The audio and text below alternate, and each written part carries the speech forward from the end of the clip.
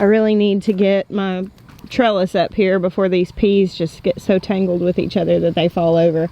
Guys, I spread out worm castings on just around these plants. It's what the darker is. You can kind of see it here.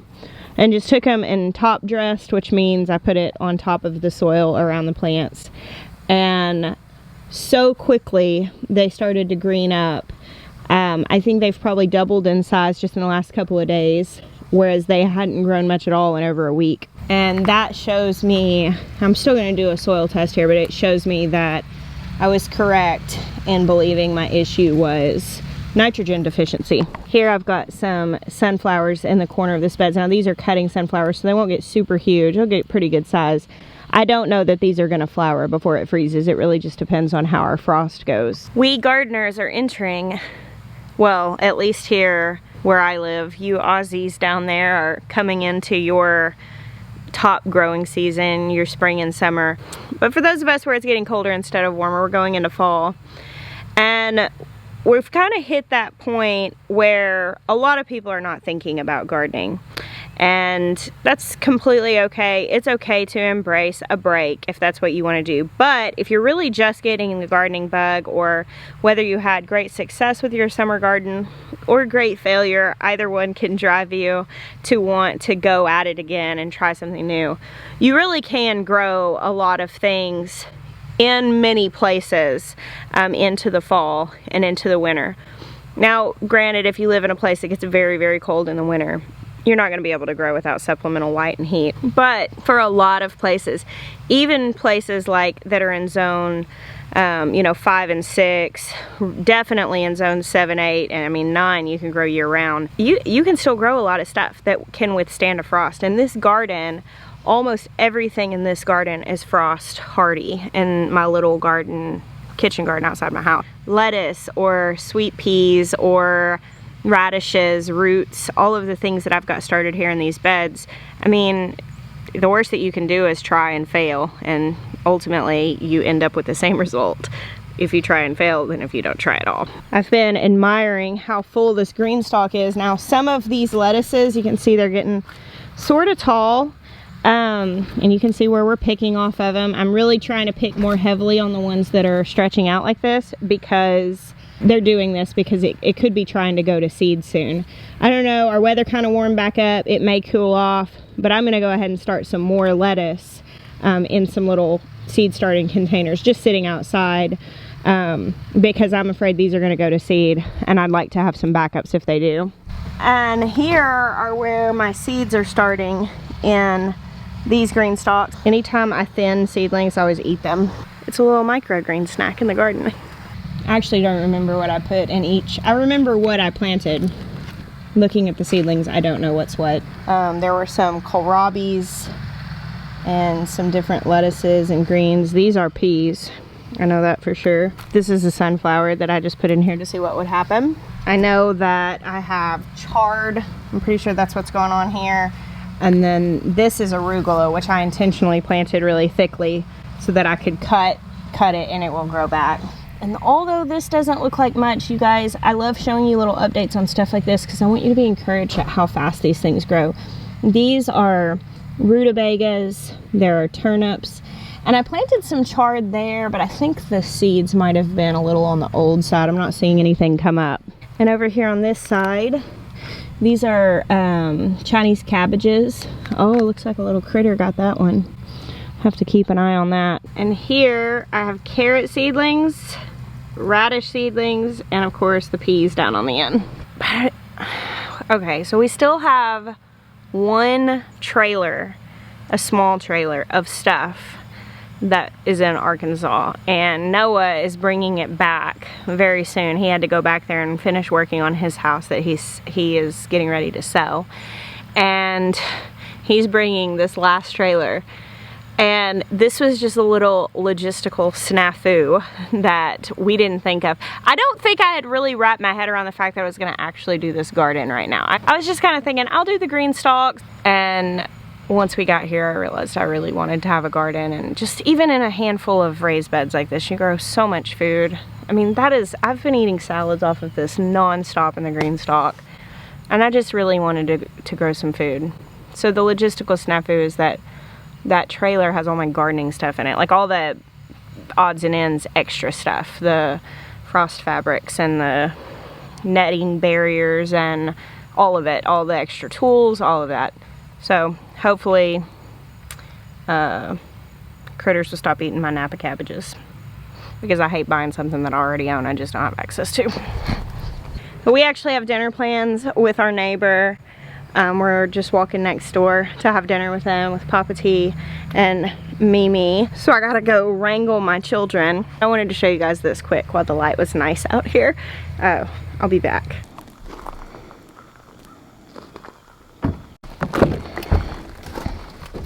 Good morning, you guys. It's the next morning. Sweet Maya and I are going on an adventure. Do you feel adventurous? I mean, it's early. It feels like an adventure. The mornings lately have been so foggy. Yeah. This is actually kind of a mild morning. Yeah, it is mild. Getting up and taking the kids to school, I can't even see. Yeah. I'm just like trusting I'm on the driveway still. It's been where you could hardly see 10 feet in front of you.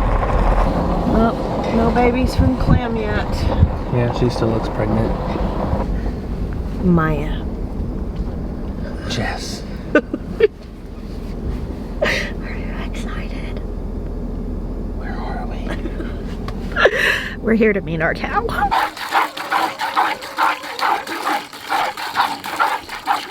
so excited. I am gonna have to like get an arm shape. Get serious forearms, eat your spinach like Papa. Yeah, this has got to make it on the vlog. This is definitely going on the vlog. This You're has got impressed. to go on the vlog. This is like Olympic milking.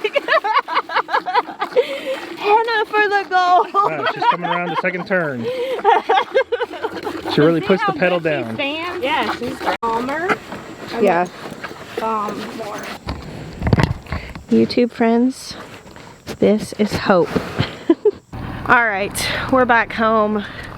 Got some milk from Hope the cow, and I'm going to tell you guys a little bit about how we came upon Hope and Hannah, who is the milkmaid mentor that I so desperately needed, and tell you a little bit about when we are going to be bringing her home. Hope, not Hannah, if you needed the clarity. All right.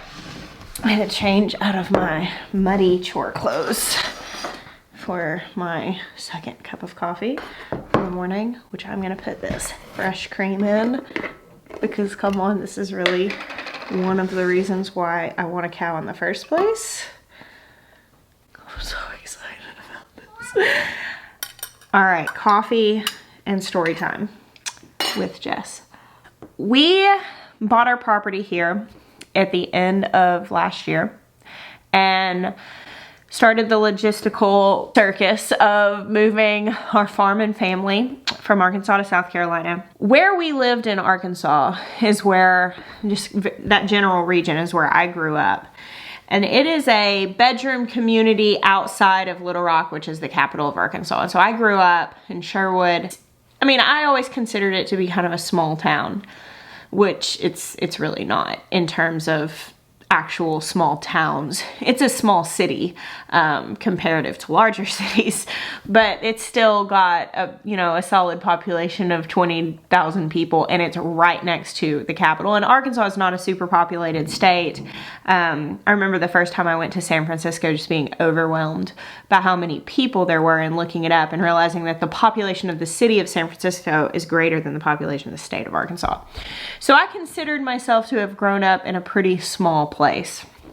Well, moving here taught me that I did not actually grow up in a small town the way that I had once thought that I did. This is a very small town where we live here in South Carolina, and I was not prepared. I genuinely thought we were gonna move to this area and like not tell people that we were YouTubers, and not like, I just thought we're gonna just kind of come in under the radar. But we announced to our YouTube channel that we were moving. And I just didn't connect that putting it on YouTube would mean a lot of people here would hear about us coming. But it's a small town, so like a big happening in a small town. So the first time we went like to the open house for the school, or before school started, which our kids go to this really little school here in this area, and we went and we were just like going through the little booths and the booster club and all that stuff, and we saw someone come in wearing one of our merch shirts. And she came up and introduced herself, and we got to talking, and she said, oh, my son is sitting in the car. He's so embarrassed that I'm wearing this shirt, like all this stuff. And she shared about how she had heard somebody say, oh yeah, there's a tomato lady moving to this, her kids are moving to the school. They're moving here from Arkansas. And she was like, hold on a second, because she'd watched our channel for a while. So we got connected like that. And I imagine that's got to be pretty weird to like follow a family on YouTube for years and be very invested in the story. And then you find out that they're moving to your very, very small community halfway across the country from where they live. I imagine that's probably a pretty, unusual experience. And so we met Hannah. It was Hannah, and that's how we met her. So she had followed our channel, and then we moved to this very little community and very small school where her children have gone. And it was really nice to meet another farm girl and just get to talking. Well, we got to talking when we first got here, and she told me she had Jersey cows, and she had this cow that was born on her farm that is 4 years old, and that she was kind of like wanting to sell. She was wanting to downsize, but she didn't want her to just go anywhere. And so she hadn't actively been looking for a place, but she was kind of wanting to. And I was like, well, hey, I'm going to be kind of in the market. And we got to talking, and I was like, I'd be interested in her. And she was like, that would be really awesome. And she said, I'll hold on to her until you're ready. So we've sort of had this deal worked out from when we first got here, but we were not ready to bring on a dairy cow in the middle of all this transition. So this morning was the first time I actually met Hope, but I have been talking a lot with Hannah. She's come over for coffee, and she's like giving me lots of information. And I kind of wanted to share with you guys my process in choosing the animal that I'm choosing. We're gonna go over here and sit at the table because it's more comfortable. So I keep a list on my phone of like video ideas and content I would like to make. And I'm really planning on doing some good videos that sort of encapsulate all of this. You don't have to watch to the end of the vlog to get this information, but it'll be a little repeat. I'm kind of going to briefly go over it today. We decided on Hope for our family cow, our first family cow, I should say, because we probably will get another dairy cow, probably relatively soonish, within the next year or so. We decided on her for a number of reasons. So I really, really love the Jersey breed. They have their own issues that you deal with them, and we're very aware with that. But I really like Jerseys because a lot of my friends who keep cows keep Jerseys. For me, when I am planning on getting into animals, I will do a lot of research to decide what my goals are, what breeds I feel like line up with those goals, what management techniques line up with those goals. But there's another big factor for me in when I'm going to get into anything on a farm, gardening, bees, chickens, cows, pigs, anything like that. When I got into dairy goats, for me, mentorship is 100%, it's monumental. And if I can get animals that come with mentors, that shoots them so high on the list as far as things go. Now, no animal is perfect. Whenever you are searching for dairy goats, whenever you're deciding on your chicken breeds, when you're deciding on hogs, you need to know what you're looking for. You need to know what a solid animal looks like. You need to know what to look for, and you need to be able to ask the right questions. But if you can get an animal from a trustworthy mentor that will tell you not just the pros of that animal, but the cons, that to me, I would rather have a slightly flawed animal than a perfect animal that you don't really know where they're coming from. And you have so many opportunities to buy that. And the thing is, no animal is really perfect. Every animal is going to have a quirk, whether it's a cow that sidesteps while you milk it, or, you know, a hog that might not be a good mom, or whatever. Like there's going to be quirks and drawbacks to a lot of different things. Really, the best way to get the animal you really, really want on your farm is raise it, breed and raise it. Like that's the best way. Like you want to start at a good place, buy animals that are healthy, buy animals that are handled, that have good, a good solid history. They haven't been super sickly. But really, if you start at a good place and then you generationally work on that, on those lines, that's how you get those fantastic animals that everybody talks about. And the thing is usually you don't just buy those. You don't just buy those off Craigslist or Facebook Marketplace, because once people get those animals, they don't want to get rid of them. So usually when you're going off buying an animal, you're buying a cull in a lot of cases. Not always. Sometimes you're getting a really high quality animal. Usually you pay really high dollar for it. But a lot of cases you're getting the one when someone's looking at their whole dairy herd of goats and they're like, okay, I'm going to sell these 3. There's a reason why they're selling those. And you have to ask the questions and understand what you're getting into. So with Hope, she's perfect for me because I have the woman who had her born on her farm, has known her every day of her life, knows her history, knows her quirks, is being open and honest. Hey, she eats fast. She doesn't let down her milk as quickly while she's nursing unless her baby is there. So you got to milk and then let the baby in and milk some more. Like those little kinds of quirks, and that can explain them to me and tell me the solution for them. That makes Hope perfect for me. Another thing is that we decided to go with this cow that has been supplemented with grain. And that's a big thing. You know, a lot of people are like, no, I only want to do grass feeding. And I'll tell you why we decided to do this. And some people might disagree, and that's okay. It's not your cow. I decided that I was going to go this route with a cow that was supplemented with grain rather than a purely grass-fed cow, because this cow came with a built-in mentor, which, again, that is almost to the top of my priority list. Because I've never kept a cow and I need a teacher.